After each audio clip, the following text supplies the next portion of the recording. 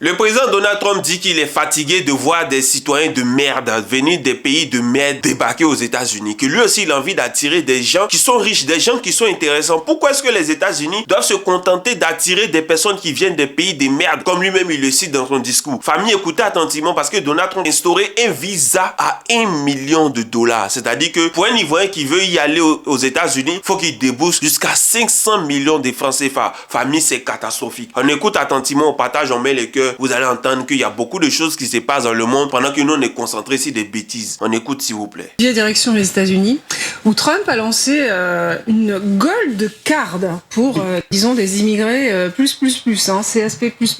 C'est un peu ça, Claire, effectivement. Cette carte en or, la voici. Alors, je ne sais pas ce que vous en pensez. Moi, personnellement, je la trouve plutôt sobre, avec ce visage de Donald Trump qui trône au milieu de grands symboles américains. Alors, à quoi sert-elle, me direz-vous? Eh bien, c'est tout simplement un nouveau visa qui permet d'entrer légalement aux États-Unis. Alors, il n'est pas à la portée de toutes les bourses, puisqu'il faudra débourser la somme d'$1 million pour l'obtenir.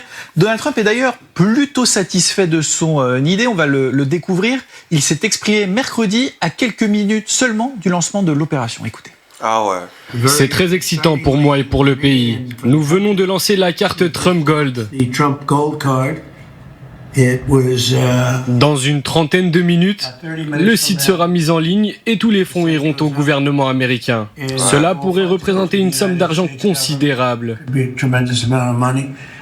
Cela permettra également d'aider des personnes.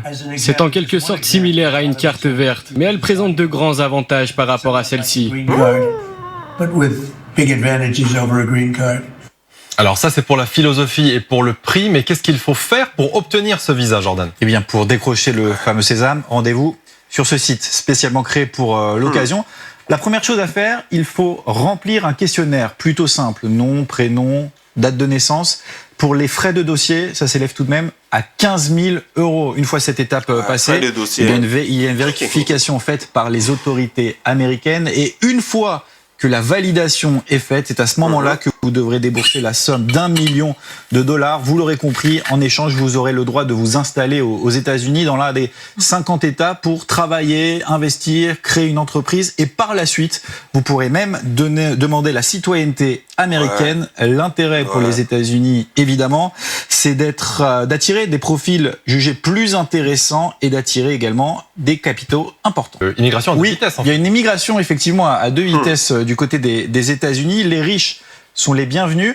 Ce n'est pas forcément le cas des populations autres. Écoutez d'ailleurs ce qu'a dit Donald Trump. C'était lors d'un discours en Pennsylvanie. Mardi, il évoquait une réunion avec des élus. Les propos sont assez choquants. Écoutez.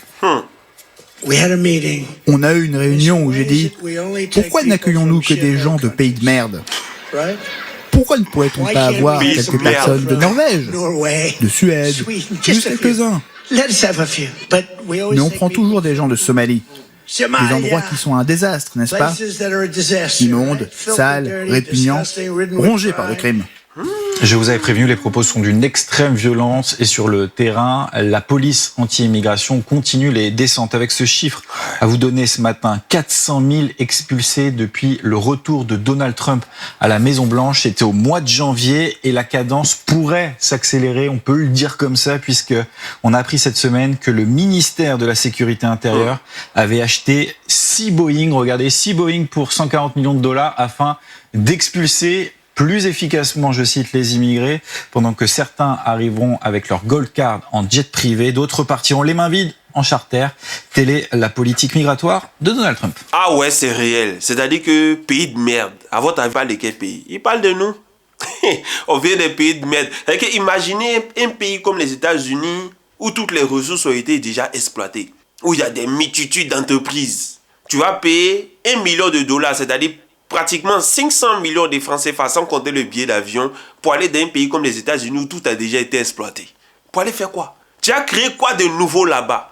Maintenant, imaginez nous en Afrique, c'est-à-dire qu'en Côte d'Ivoire, au Burkina, au Mali, en Guinée, au Gabon, etc., on décide de faire la même chose. Mais ce serait la cata.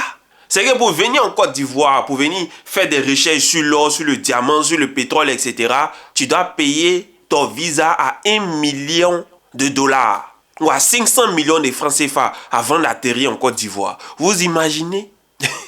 C'est-à-dire que c'est quand est-ce que l'Afrique va se mettre en avant? C'est quand? En tout cas, Donald Trump l'a fait, il ne nous empêche pas de le faire aussi. Mais la question c'est, est-ce qu'on pourra le faire? Ou est-ce qu'on veut le faire? Voici toute la question. Merci beaucoup.